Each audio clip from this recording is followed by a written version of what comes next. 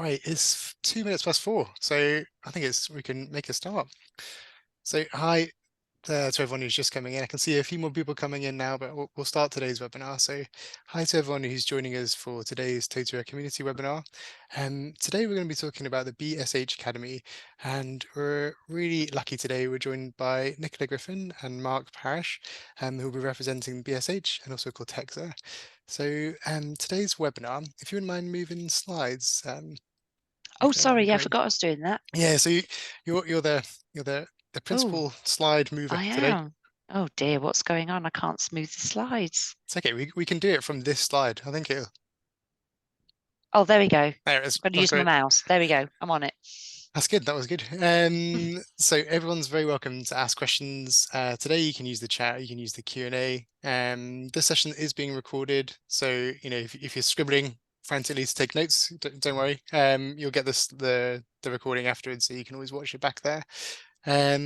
If you are not already a member Oh, of the Totara community, you're very welcome to join the Totara community. It's a free place where you can come and chat to different professionals all trying to do the same thing as you, really, probably try and improve their learning experience in their platform. So if you want to move to the next one, Nicola. sure. Thanks very Oh, much.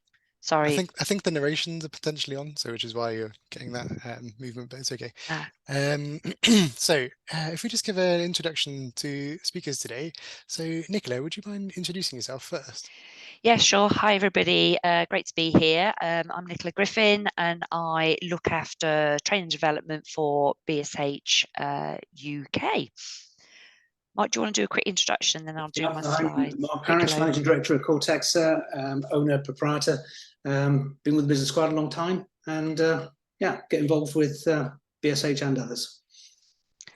Fab. So I'm just going to take you guys just to explain a little bit who BSH are, because you might not know us as BSH. So I am based in Milton Keynes, where our headquarters are, but we are a global business. We have been operating for about 55 years now, and since January 2015, we've been 100% owned by the Bosch Group. You can see on the right-hand side there some numbers just to show the scale of our business. So we are number one in Europe. We've got 39 factories across the globe, and in 2022, last year, we made just under 16 billion. So it gives you an idea of the scope. We manufacture. We're a manufacturer. We manufacture the entire spectrum of home appliances. You can see on the right-hand side, ovens, hobs, ventilation, cooling, etc., and also small appliances. But we also seek to combine those with our digital services from our ecosystem brand, which is called Home Connect. You can see in the UK, we're probably better known as Bosch, Siemens, Gaggenau, and Neff. And essentially, within our Home Connect ecosystem brands, we work with 9 different brands, such as Samsung Smart Things. We work with them, Google, Amazon Alexa, Apple Watch, etc. And then we also have some service brands. So the ones you see there, Kitchen Stories, Food Fittery, operate within our app, and they are all recipe and recipe cooking content from those providers. So to give you an idea, I've just put this slide just to sort of share with you some of the innovations that we've had. But essentially, my job is every time something new comes out or there's a new innovation that comes out, my job is to make sure that the sales teams internally and our trade marketing internally get all the right information. But more importantly, our trade partners, these are the guys that are actually selling it to the end consumers, they get all the information they need to be able to sell not just our brands, but our products as well. So back over to Matt and Mark.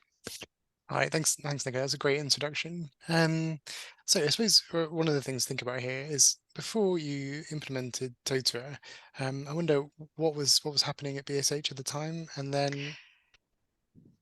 Yes, so from a learning point of view, we do have a learning management system that is a global system that is currently used, but the tracking and reporting on it wasn't good enough for what we needed in the UK.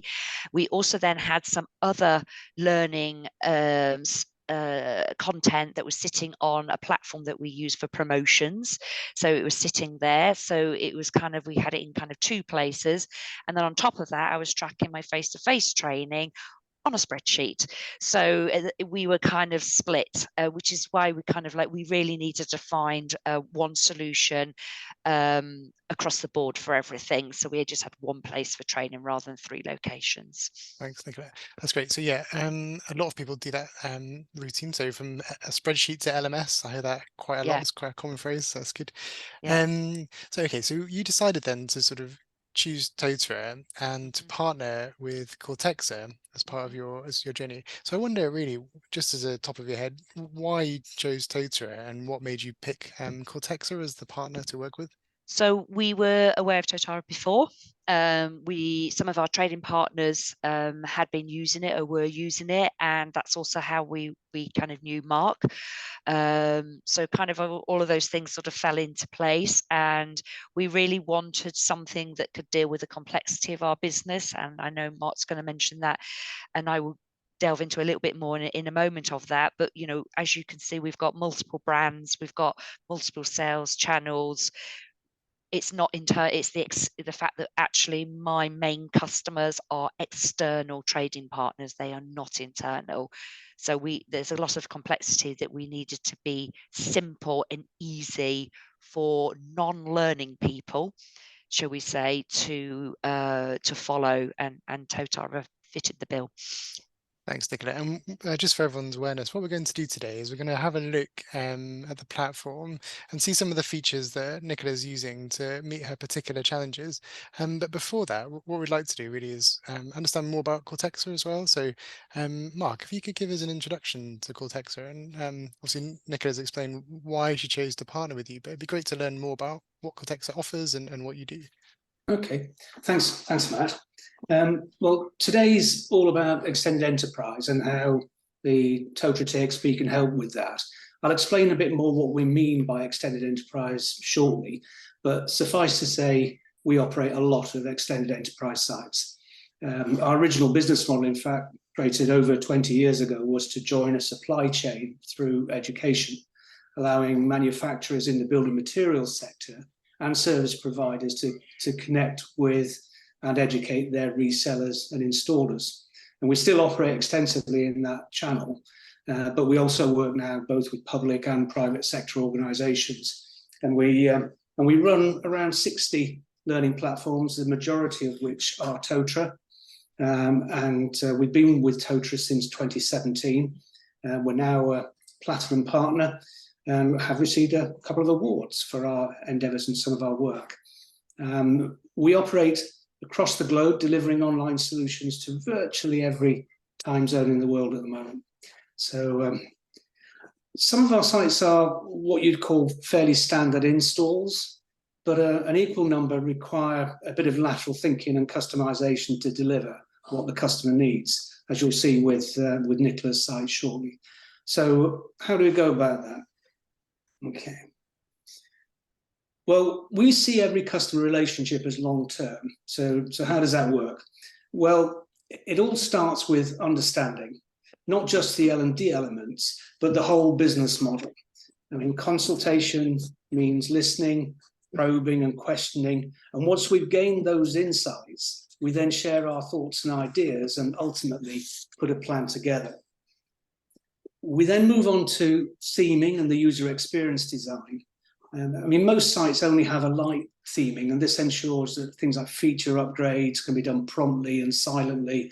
The customer doesn't have to worry about them. And that said, we can do a lot with the core Totara functionality to create a range of user journeys within a site. I mean, at the end of the day, the UX, the user experience, is key to the success of any learning platform. The site itself will be deployed fairly early in the project, and we work with our customers to build it out. And Nicola knows an awful lot about Totara now, and you'll find that out when we get to her segment. We manage the deployment and hosting of sites. It's technically feasible to host Totara on your own servers, but we don't have any customers who choose to do that. We take the load and you don't have to worry about it. The same applies to analytics. If you need a learning resource store, an LRS, to push data into another analytics platform, we can do that for you too. All of our sites are hosted on AWS, that's Amazon Web Services, which gives us huge flexibility on service and on value. Sometimes, though, requirements drive things that Totara can't do or can't easily do out of the box, as we say. And this is when our developers turn to customization. We can and do develop custom plugins, include a current project where we're exploring the use of AI with the platform, and some requirements do demand that we customize core Totara code, and we have those skills as well. Some examples of recent custom plugins that we've developed are an e-commerce store where we can sell courses and programs and sets of courses with discounts and all that sort of stuff. An event manager, which effectively allows line managers to buy tickets for people who aren't actually on the platform to attend events, and an assignment randomizer. That was a requirement to be able to deliver multiple assignments to a group of students. Sites don't really function without content. So we have a full content team on hand to develop courses with you or for you. And we can also provide comprehensive course libraries. But during the project, we do train our customers on how to use the Totara TXP to create and curate their own content. So the content drives the engagement on the site. Success. Our customer success team is there to make sure everything happens as it should, from the initial build out through to launch and beyond. From those early weekly project meetings to site manager training, but it doesn't end there. We just enjoy keeping in touch. And we're serious about long-term relationships.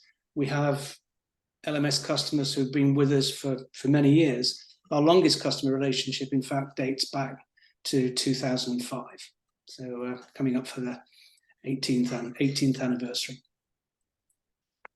The world of tech, though, doesn't stand still, and we review and opportunity spot all our customer sites and talk regularly to ensure sites never become stale. Totara has a really good development roadmap, so we can remain ahead of the competition. When we get all these things right, then we're heading towards what we would call a true partnership. And that's where we aim to get to with all our customers. Okay, so that's us. Before I hand back to Nicola, I just want to say a few words about what we really mean and understand by extended enterprise. Well, the obvious start point is single enterprise. Single enterprise sites are corporate learning platforms normally, or learning experience platforms, and they deal with a single population, people who are typically on the same payroll. They deliver a range of learning programs or talent management, but there's a degree of control over people, especially where things like compliance training is concerned. So what's extended enterprise? Well, beyond the bounds of organizations, there are other stakeholders who may have an interest in engaging with an organization in a less structured way. Typically, these may be resellers, contractors, installers, or even consumers. And they may benefit from knowing more about your product or service, or collaborating on projects or major contracts.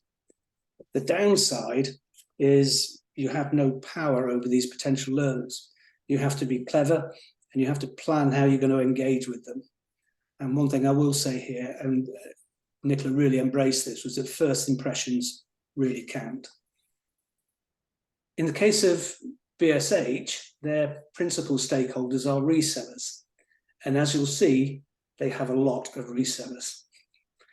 As a business, BSH looks to organize those resellers regionally with area business managers, and they take a close interest in how those customers operate. There's our area business managers. However, those resellers vary widely in terms of size and style, and terms of the brands that they sell. So as a business, each area will have a wide range of types of customers. So in the real world, the definition of extended enterprise can get quite complex. And the discovery exercise we did with BSH was a fundamental part of the design and deployment of their site. But I'm sure Nicola will tell you much more about that next. Back to you, Matt. That's great. Thanks for that explanation. So I think a lot of people might think of a platform, like a talent experience platform or an LMS, to just train their internal stuff. But as you're trying to explain there, this doesn't have to be the case. And I think, Nicola, if you were talking to someone who had never experienced an extended enterprise before and was trying to think about this in more detail, you're going to now provide a real world example. So it'd be really great to understand exactly who it is that you're training and trying to use the platform. Yeah, absolutely. So as if by magic, I have a little slide on that. So we do have some internal people that we train, but the training we're doing is product training specifically. So internally, I'm part of a sales channel. So we're training our sales team, our trade marketing team, our marketing people, but also our in-store specialists. So we do have people that work for us, but then work out in stores. Then we have suppliers. So we have a lot of brand agencies. So Bosch will have its own brand agency that does content, but obviously they can't come up with creative content unless they know how the products work and what the key features are. So we do a lot of training with these guys. And then on the externals, a lot of externals, some of them might be the large nationals like Wren, John Lewis and Currys. So we will be training their staff. It might be a single store, a small kitchen studio that's sitting on the high street, but we also have a number of businesses with multiple stores. So we've got one in the southwest, for example, and they have about 20 stores that are around sort of the Devon and Cornwall area.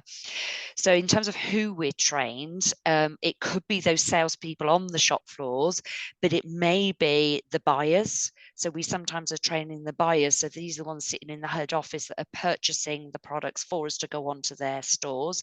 It could be we're training kitchen designers. So in Wren, we train their designers. So how to choose the appliances to go into the furniture that they're designing, but it also could be script writers. So for AO, for example, we will train their script writers or creative, because they're creating their own AO branded content, but of course they also need to know our products as well. So we're training a whole host of different type of people, and so we have to adapt the training accordingly.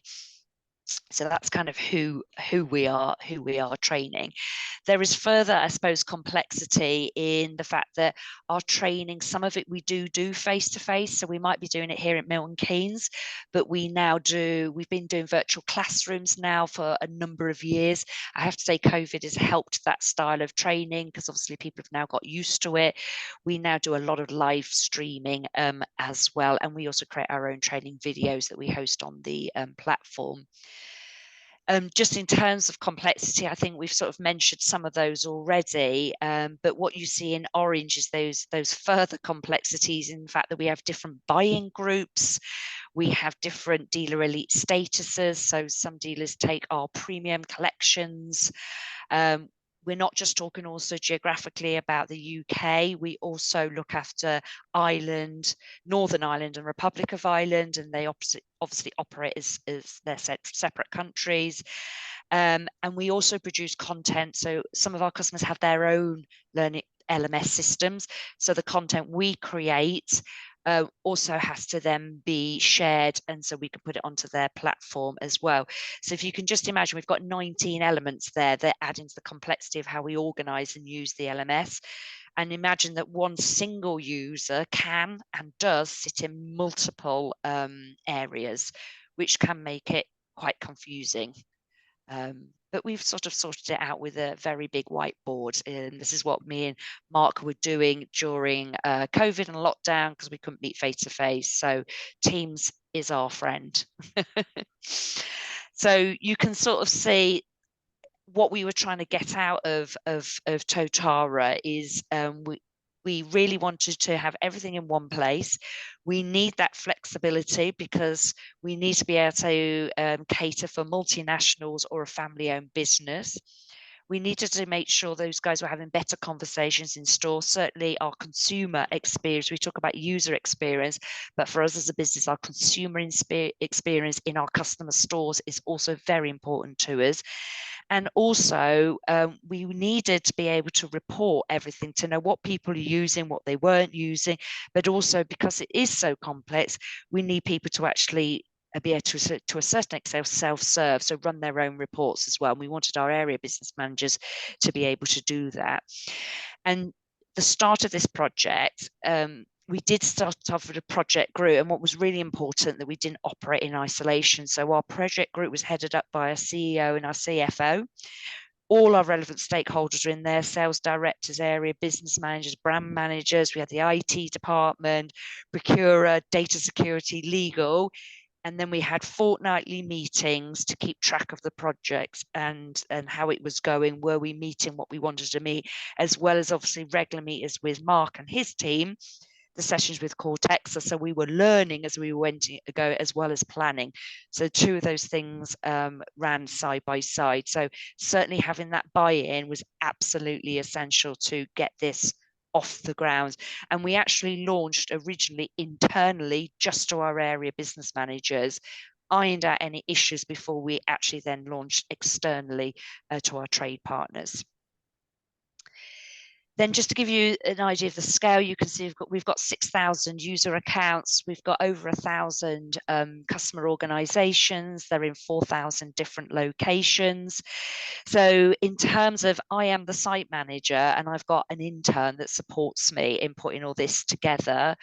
I do have 20-hour support from my admin coordinator, and we have just secured another 20 hours for our admin, because we really do need that support to actually support our community. I have to say we could not operate without Cortexa's helpline. So Jean and Alex are absolutely my #1 friends. They get regular emails from me about, can you tell me how to do this or do that? Because it might be I can't find how to do it, or I've forgotten how to do it because it is something I haven't come across in the recent times. And we've also got trainers. So in total, I've got a trainer in Ireland. I've got which covers Ireland, Northern Ireland. I've got 4 other trainers that look after large appliances. So they're the ones that actually create the content for us. But it was the coordinators and myself that maybe would upload it. Some of them have we've upskilled them so they can do that. And I also have a trainer for small appliances. So we are a relatively small team looking at what I sometimes refer to as our little monster, but in a very nice way. And that just gives you an idea then of actually who we are. And we're all based mainly in Milton Keynes, but my Ireland trainer is over in Dublin. So let's get into a little bit of the detail of what we actually then do on the site. Is there any questions while I take a sip of water? Hi, Nicola. Jeff was asking a question which I think you can go into in a second, but the question was, how are you managing resellers and the question is with audiences, but yeah, I think you'll get to unveil that in a minute. Yes, the short answer is yes. The long answer is sit back, buckle up, and I'll take you through it. So I'm not going to go live into the site because it just makes me nervous doing things live into systems. So I've done screenshots, but it will help to explain. So let's start with dashboards. This is where our users land and where our user experience starts. You can see one of our dashboards there.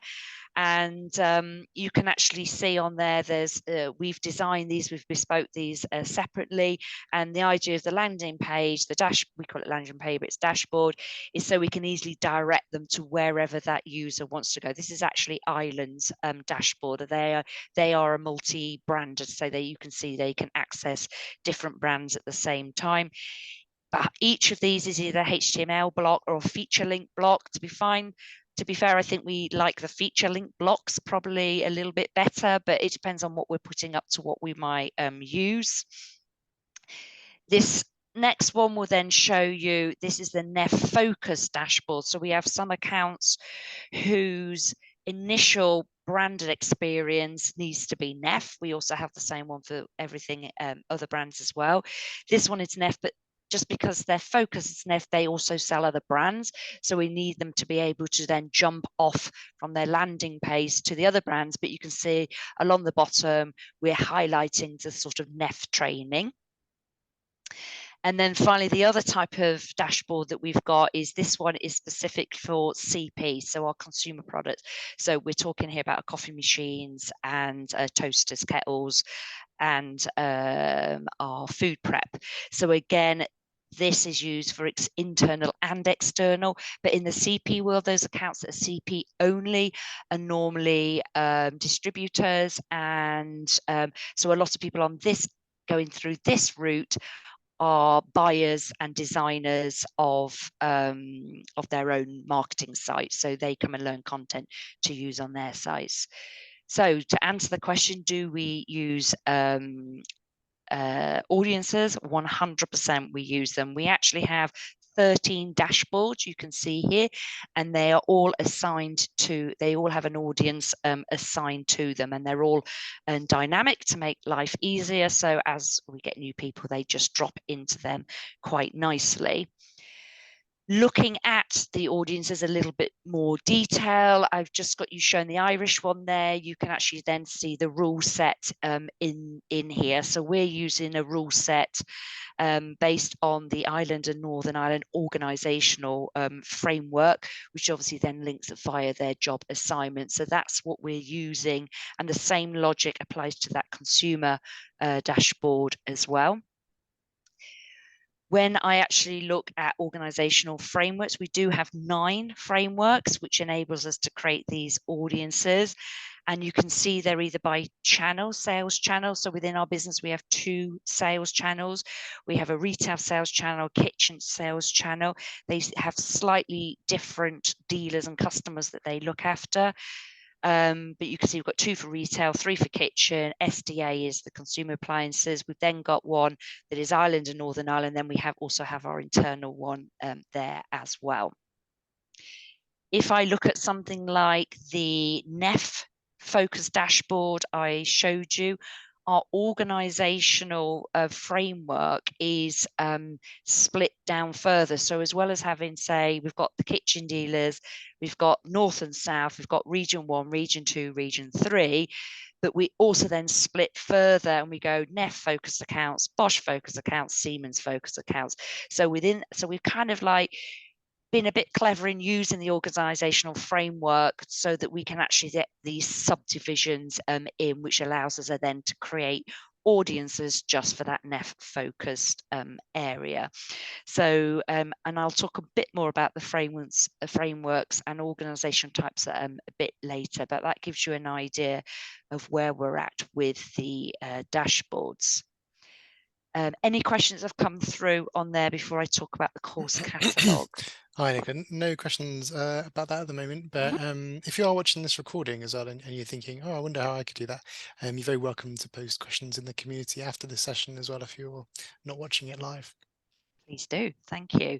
So once clicking on something on the dashboard, they will find themselves in the course catalogue.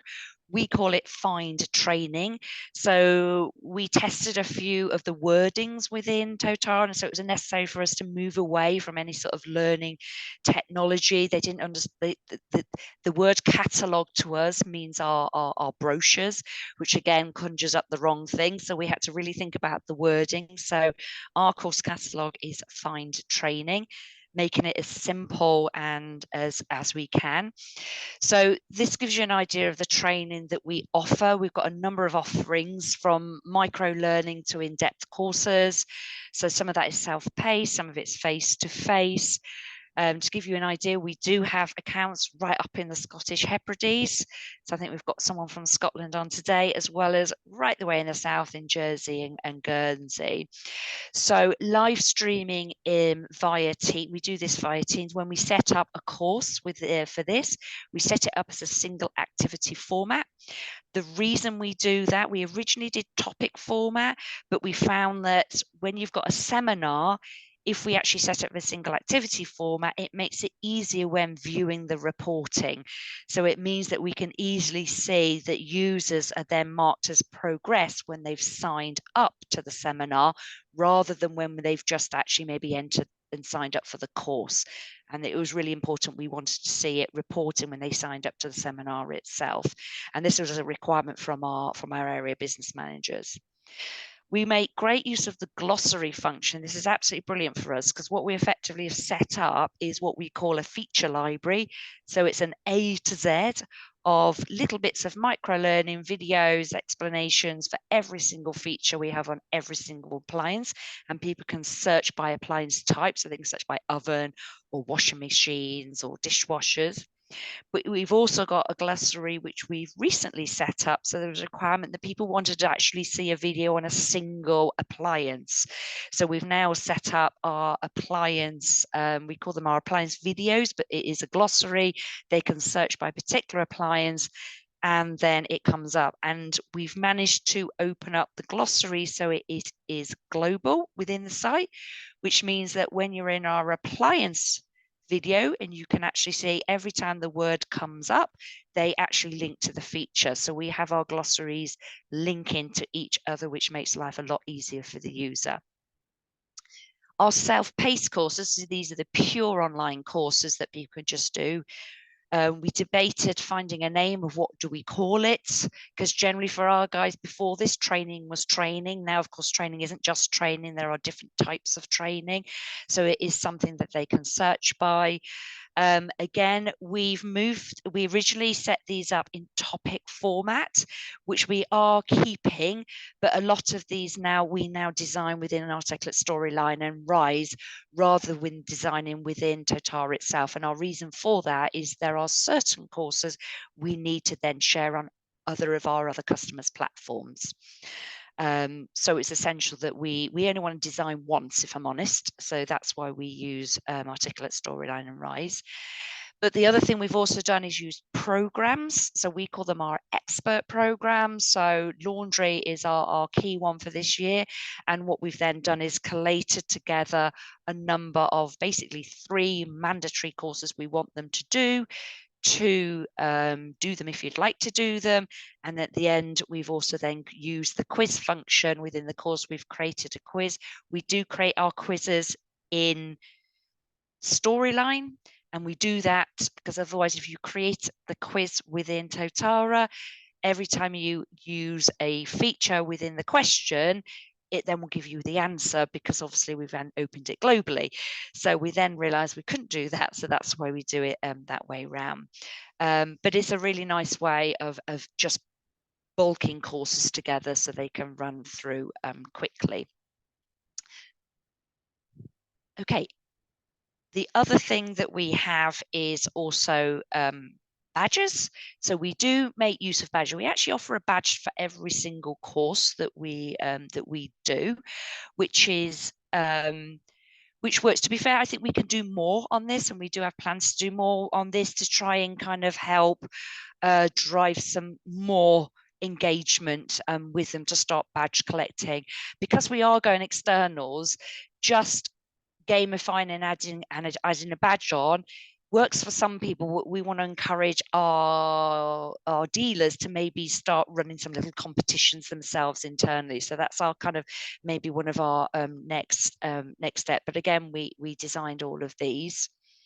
You can see that in terms of bespoke and within the certificates, we also designed our own specific, I can't say the word, certificate.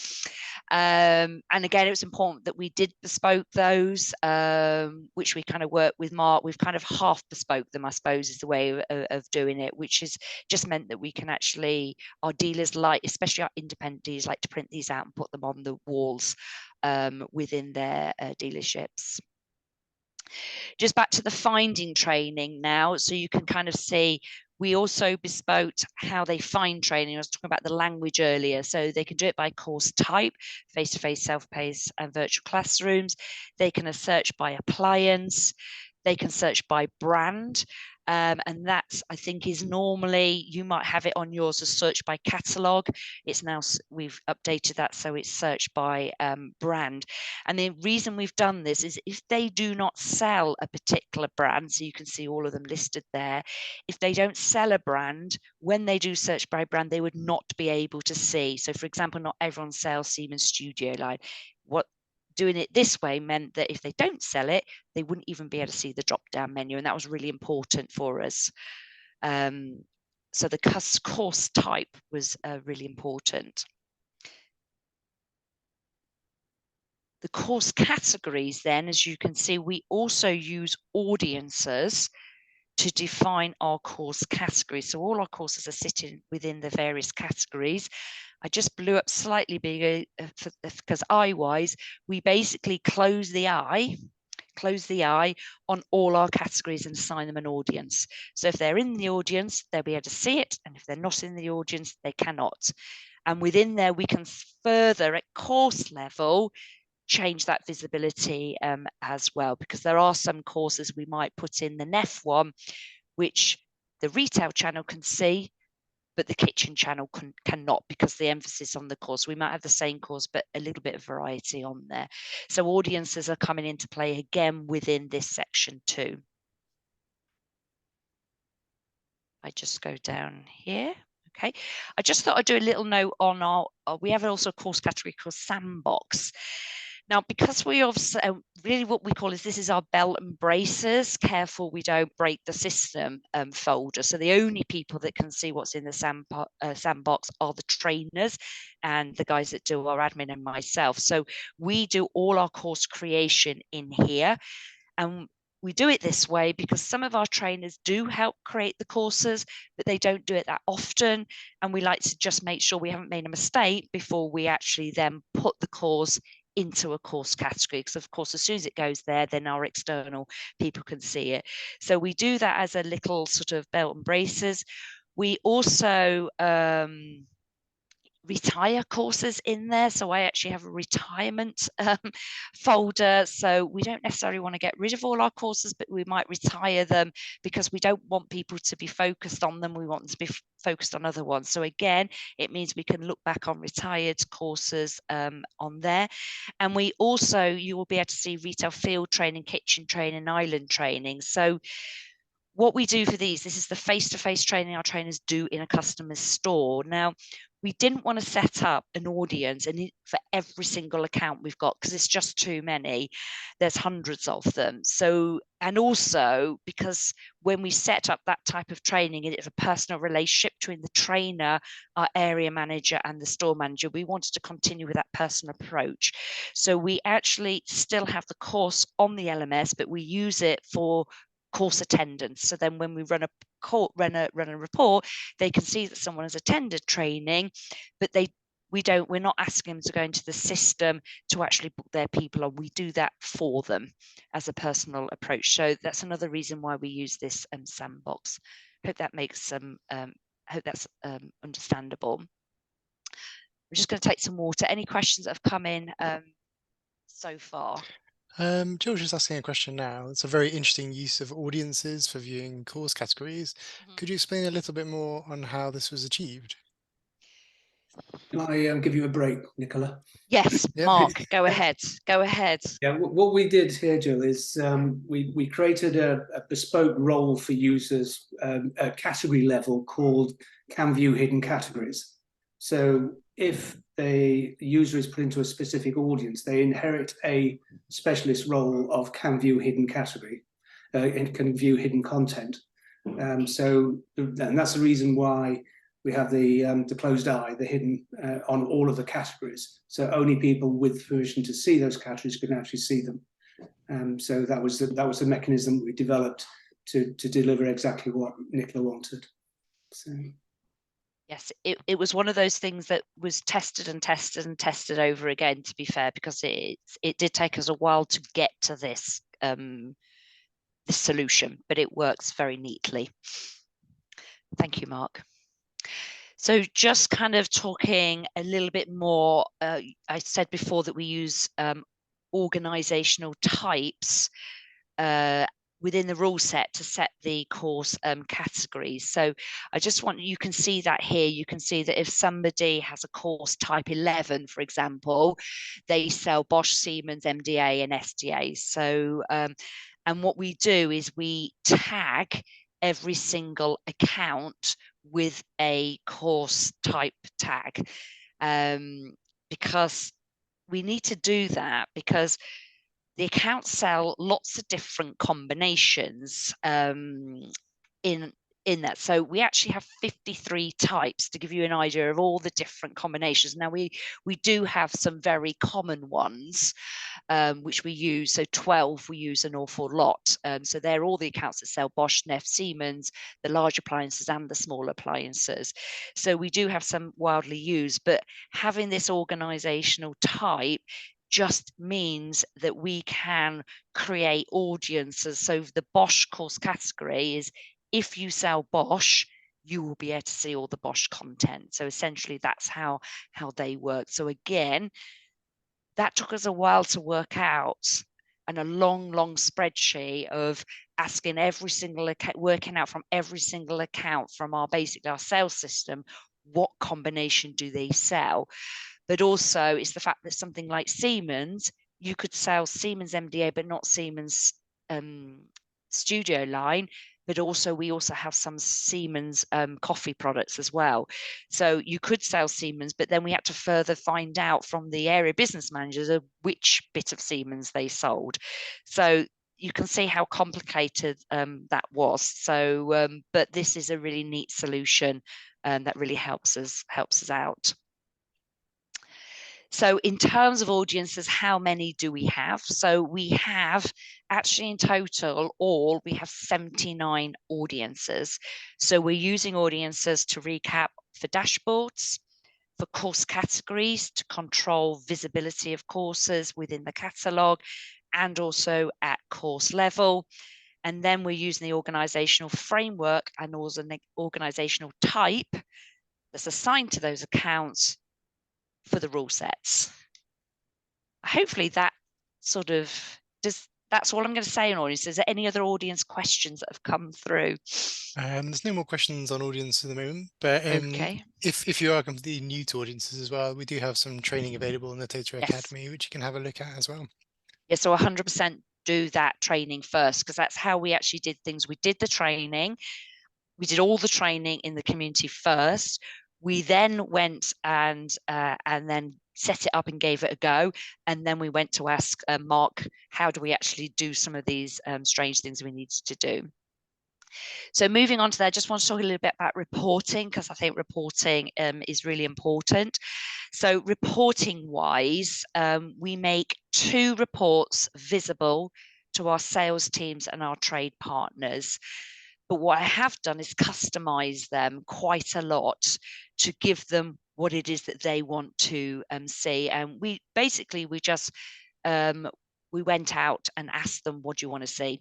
Essentially, what do you want the report to do? Now, we were already running reports off our Excel spreadsheets, as you can imagine, but we wanted to add more and more in. So the dealer training activity report is an all user course completion report. That's its real name within Totara.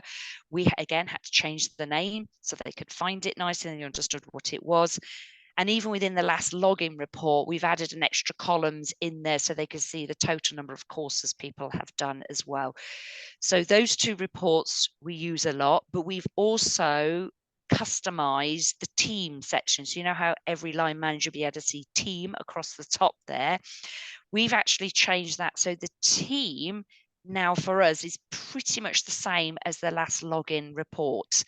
So that an area business manager, because you know it's in hierarchy, the area business manager can not just see who is their direct line, the direct people underneath them, they can also see the direct reports of those line managers as well, because we needed the ABM to see everything underneath them, so that when they go into a store, they can kind of go, hey, Mr. Smith, because they're meeting up with the the store manager, but they can also see within your team, we can see what you're doing, what you're not doing, and they can actually use this as a tool to talk to them about training.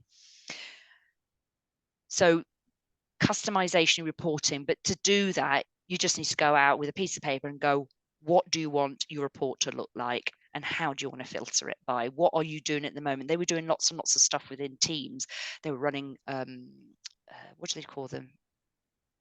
Not with Teams, within Excel, pivot tables. They were running lots of pivot tables. So we were like, well, actually, if you could just filter in here, that removes your need to actually do all this Excel work. So that's what we're trying to do, is cut out the admin by having the filters. So this sort of not second to last slide was the other thing I think is really important with this extended enterprise, is the fact that actually customizing it as much as you can, I think, is really important, because it needs to be in the language that your people understand, and that will be different for different organizations. So all of our notifications that go out for courses, they're all customized.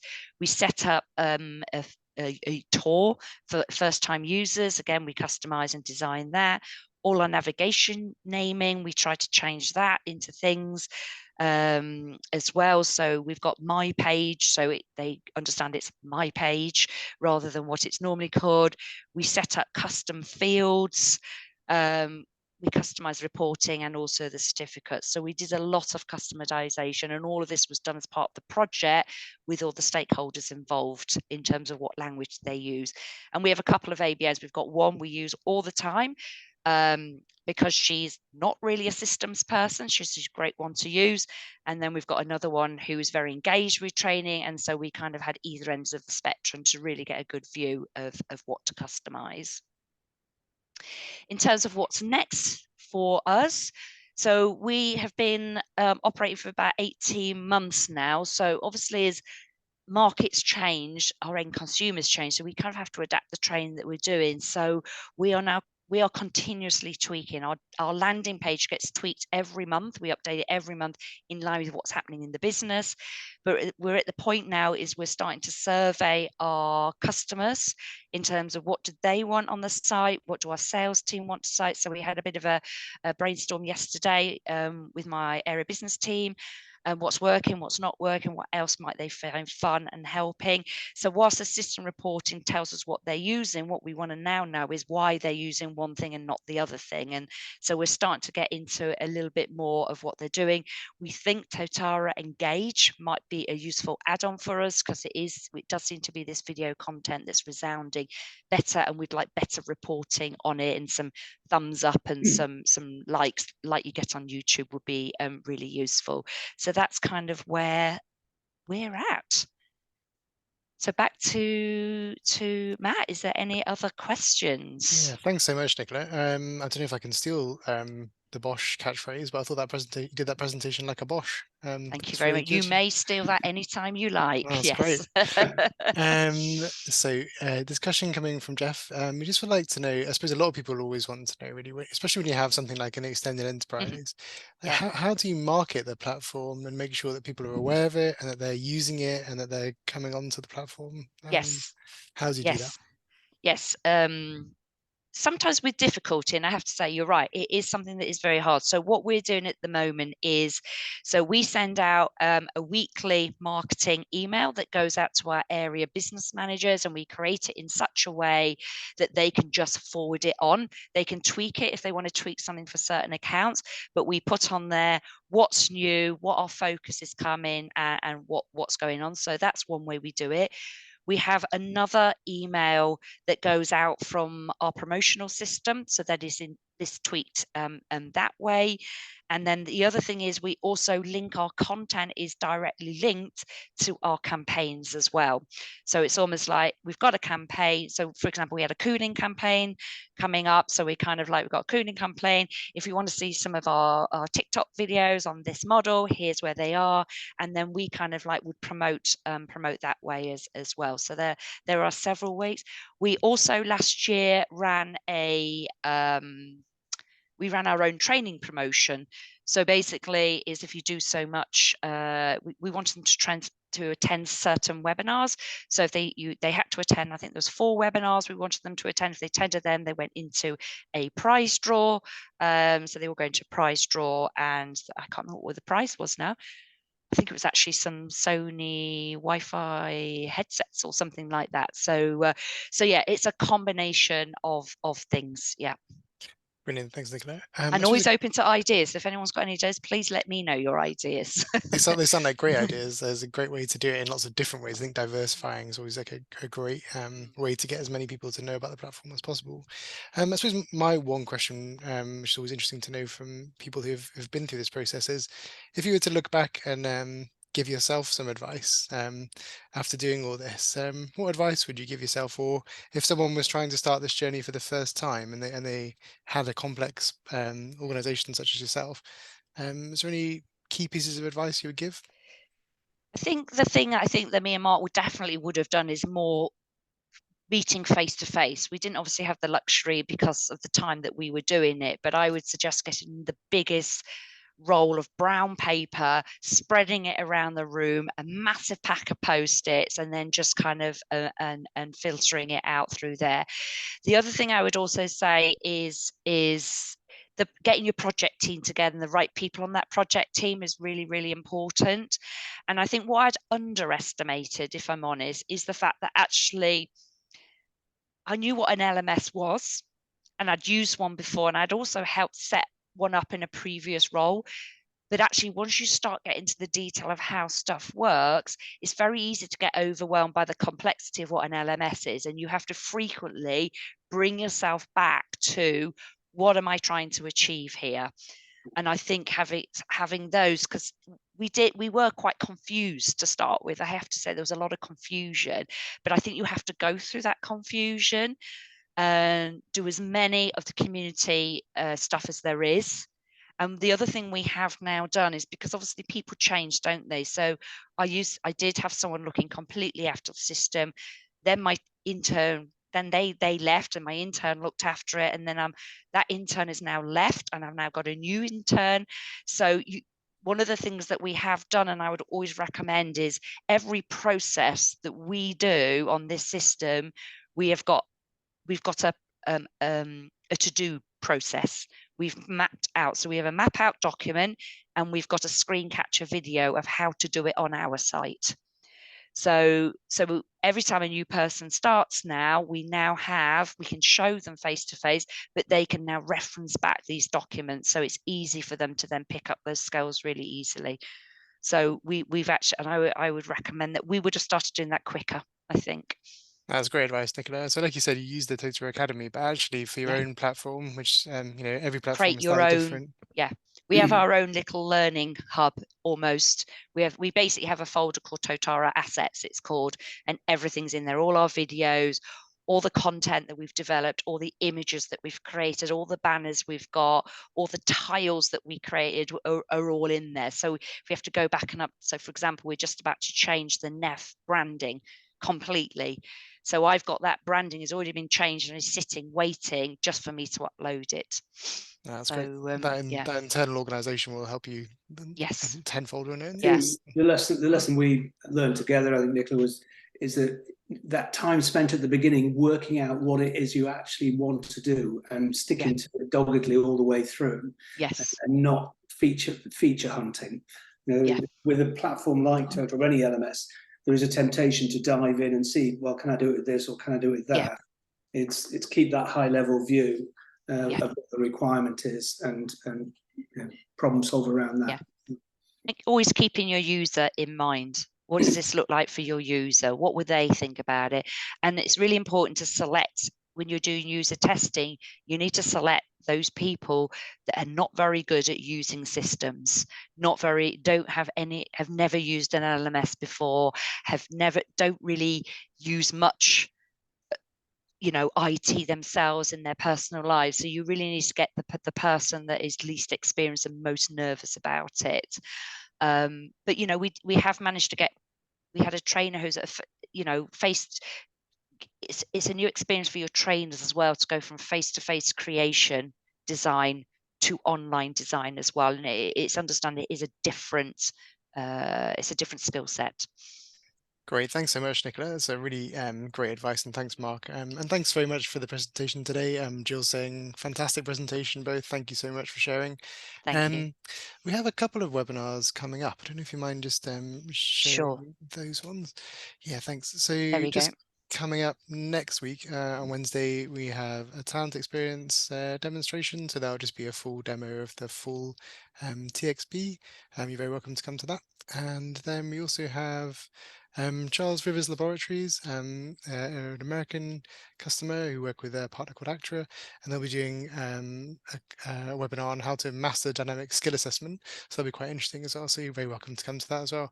But I'd just say again, massive thank you very much, Nicola, for your time today and for showing us that in such great detail, as well as great to be able to go behind the scenes and understand your world, really. Welcome. I thoroughly enjoyed it. It's actually quite good to go through because then you realise how much you've actually achieved in the 18 months.